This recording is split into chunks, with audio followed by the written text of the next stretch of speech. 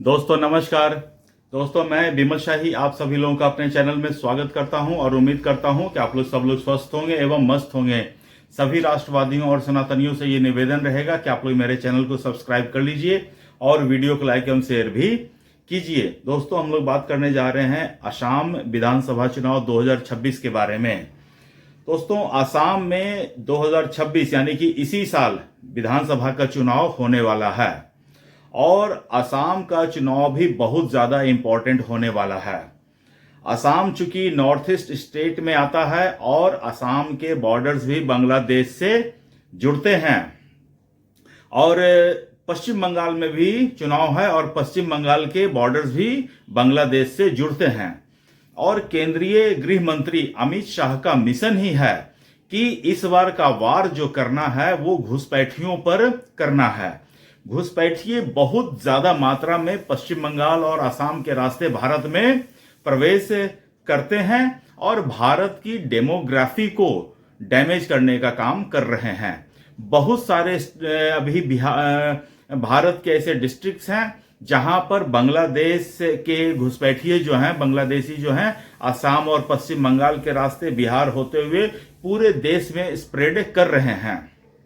तो इस साल का चुनाव असम और पश्चिम बंगाल दोनों का चुनाव बहुत ही ज्यादा महत्वपूर्ण होने जा रहा है।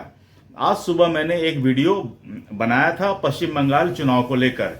वहां मेरा एनालिसिस ये कह रहा है कि पश्चिम बंगाल में ममता बनर्जी चुनाव हार रही हैं। अब मैं बात करने जा रहा हूं असम में कौन जीत रहा है, असम में किसकी सरकार बनती हुई दिख रही है। तो दोस्तों असम में अभी मौजूदा भारतीय जनता पार्टी की सरकार है और भारतीय जनता पार्टी के तेज तर्राक नेता हिमंत बिस्वा शर्मा असम के मुख्यमंत्री हैं। तो असम के मुख्यमंत्री होने से पहले हिमंत बिस्वा शर्मा जो हैं वो कांग्रेस पार्टी में ही थे। कांग्रेस पार्टी की विचारधारा से वो आते हैं, लेकिन चूंकि कांग्रेस में जिस टैलेंट को जो पोजीशन मिलना चाहिए था, कांग्रेस में ये सिस्टम है ही नहीं। कांग्रेस में हमेशा टैलेंट को नेग्लेक्ट करके चला जाता है और जो नकारा है, नाकाबिल है, उनको प्रायोरिटी दी जाती है। तो यही हाल हुआ हिमंत बिस्वा शर्मा के साथ। तो हिमंत बिस्वा शर्मा जो है मौका देखकर अगर कोई एक्स पार्टी किसी को वैल्यू नहीं दे रही है तो Y party is always there, ठीक है ना। तो हिमंत बिस्वा शर्मा ने भी भारतीय जनता पार्टी ज्वाइन किया और भारतीय जनता पार्टी के टॉप लीडरशिप ने हिमंत बिस्वा शर्मा के काबिलियत को पहचाना और उन्हें मुख्यमंत्री बना दिया असम का। और देखिए पिछला 10 साल से असम में भारतीय जनता पार्टी की सरकार बहुत ही शान से चल रही है। हिमंत बिस्वा शर्मा की दूसरी खासियत यह है कि न सिर्फ असम बल्कि समूचे नॉर्थ ईस्ट में भाजपा की सरकार उन्होंने बनवा दिया। अभी देखिए उड़ीसा में भी भारतीय जनता पार्टी की सरकार है, सिर्फ पश्चिम बंगाल भारतीय जनता पार्टी के शासन से अछूता है। इस बार वो भी मुझे लगता है कि पूरा हो जाएगा। तो अब बात कर लेते हैं असम के चुनाव के परिणाम के बारे में। तो दोस्तों मुझे हेमंत बिस्वा शर्मा पसंद इसलिए होते हैं ना कि हेमंत बिस्वा शर्मा जो है वो सीधी बात करने में यकीन रखते हैं। वो ज्यादा पॉलिटिकली सही होने का प्रयास नहीं करते हैं जैसा कि अन्य भारतीय जनता पार्टी के नेताओं में होता है कि वो पॉलिटिकली सही होने का कोशिश करते हैं। कई बार ऐसा मैंने देखा है। आपने देखा होगा अटल बिहारी वाजपेयी भारतीय जनता पार्टी के सबसे बड़े नेता, तो कई मौकों पर उन्हें भी मैंने पॉलिटिकली करेक्ट होते हुए देखा है। उनको कई बार मैंने कहते हुए सुना है कि उनको विपक्ष के गुड बुक में शामिल होने का मन करता है।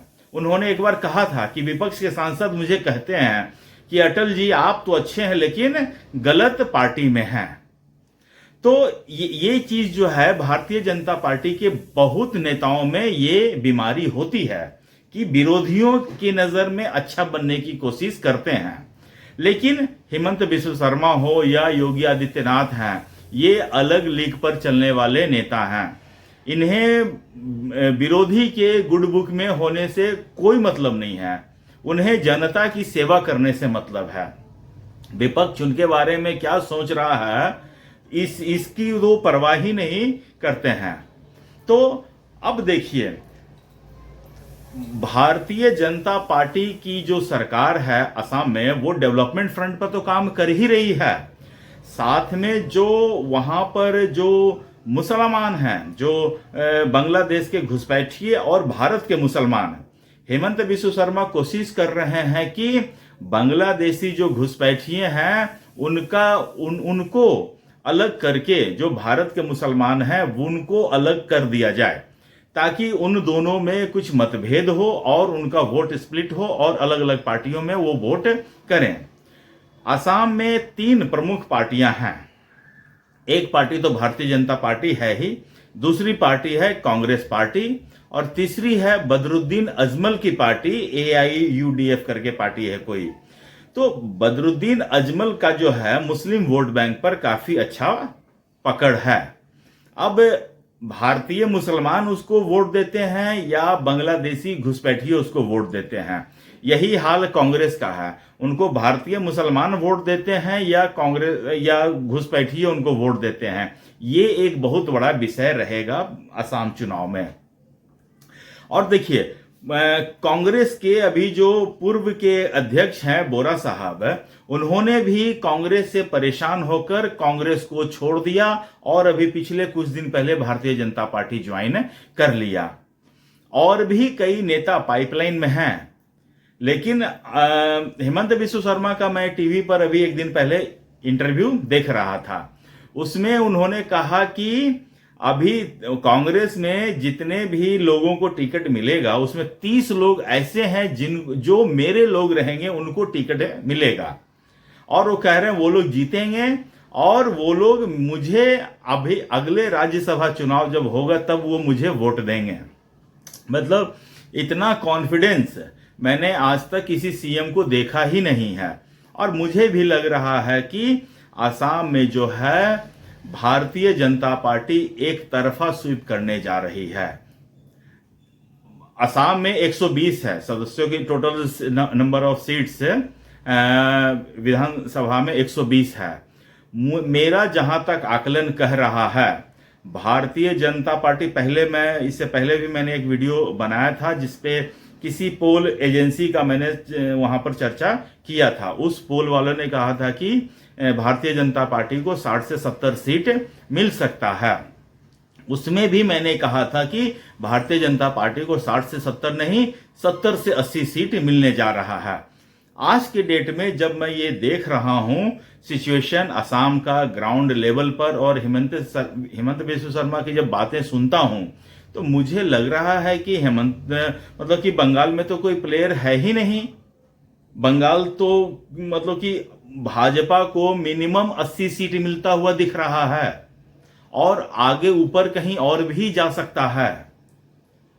मतलब कि पश्चिम बंगाल में कांग्रेस इररिलेवेंट हो चुकी है, बदरुद्दीन अजमल की पार्टी इररिलेवेंट हो चुकी है, कहीं कोई आसपास है ही नहीं।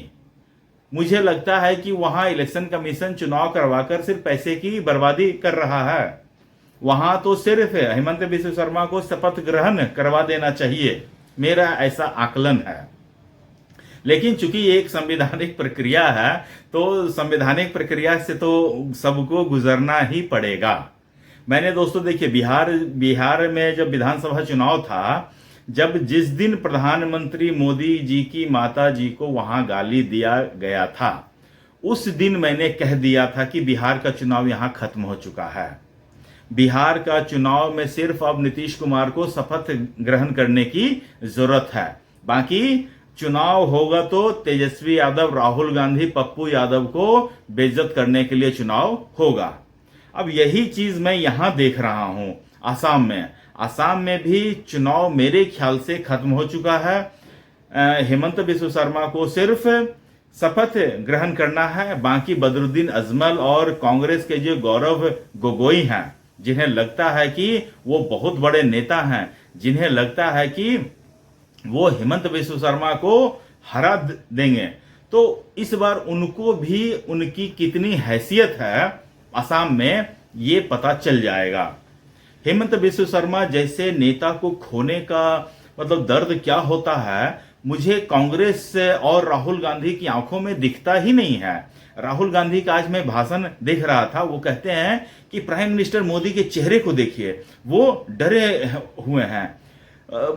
मैं तो कहता हूं कि राहुल गांधी कभी तुम आईना भी देखते हो, कभी अपना भी चेहरा देख लो कि प्रधानमंत्री मोदी डरे हुए हैं, होंगे मान लेते हैं, क्योंकि उनके ऊपर इतने बड़े देश का जिम्मेदारी है और कई बार जिम्मेदारी होने पर आदमी को डर लगता है।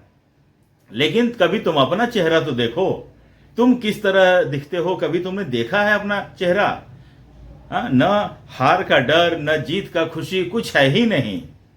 बस मतलब कि धरती पे क्यों आए हो ये भी नहीं पता है किसी को।